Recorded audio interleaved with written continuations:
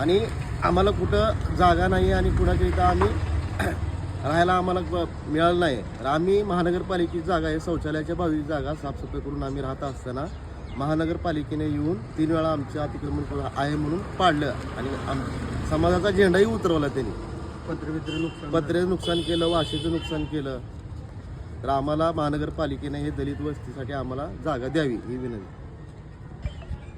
सोलापूर महानगरपालिकेच्या हद्दीमध्ये जवळपास एक हेडक्वार्टरच्या लगत असणारी जे PWDची जागा आहे, त्या जाग्यामध्ये जवळपास एक 17-18 कुटुंब गेल्या 50 वर्षापासून येत राहत होते आणि हे सर्व मागासवर्गीय दलित समाजाचे असल्यामुळे या ठिकाणी त्यांच्यावर दबाव टाकून ते पूर्ण त्यांचे घरं उद्ध्वस्त केले, नासनूस केली, पत्र्याची तोडफोड केली. तर महानगरपालिकेच्या ही जी जागा आहे पाठीमागं, माझ्या पाठीमागं जे आहे हे शौचालय आहे, ह्याची जी जागा आहे ही आम्हाला दलित वस्ती म्हणून या ठिकाणी मिळावी म्हणून या ठिकाणी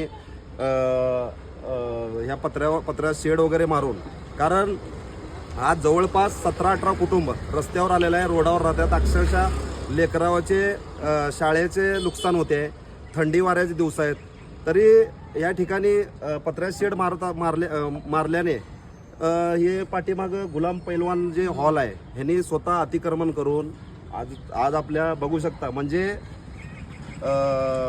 पैसेवाल्याला वेगळा कायदा आणि गरिबाला वेगळा कायदा अशा ह्या पद्धतीनं चाललेला आहे. महानगरपालिका आयुक्ताला माझं या ठिकाणी त्यांना चॅलेंज आहे, तुमच्यात दम असेल तर तुम्ही जे झालेले अतिक्रमण, जे लँड माफिया ज्यांनी मोठमोठे शासनाची फसवणूक करून ज्यांनी रस्ते लुबाडले त्यांच्यावर कारवाई करा. गोरगरीब लोकांवर कारवाई करून मोठे मोठे बातम्या देऊन तुम्ही काय लय मोठं बाजी मारली नाही. तुमच्यात दम असेल तर लँड माफियावर कारवाई करा ज्यांनी खरोखर शासनाची फसवणूक केली आहे.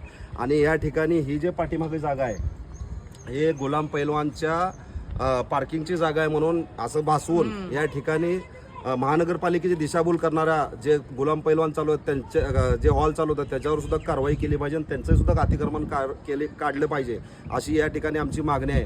आणि हे जी पाठीची जागा आहे हे आमच्या दलित समाजाला दलित वस्ती म्हणून या ठिकाणी एक नियोजित ही जागा आम्हाला मिळावी. अन्यायता आम्ही या ठिकाणी ह्या परिवाराला घेऊन येणाऱ्या 2 दिवसात जर ही जागेचं आम्हाला नियोजन झालं नाही तर आम्ही आमरण उपोषण करू. आणि जोपर्यंत ही जागा आमच्या ताब्यात मिळत नाही, जोपर्यंत हे आम्हाला म्हणजे एक वस्ती म्हणून दलित वस्ती म्हणून देत नाही, तोपर्यंत आम्ही आमरण उपोषणवरनं उठणार नाही. जरी आमचा प्राण गेला तरी चालेल.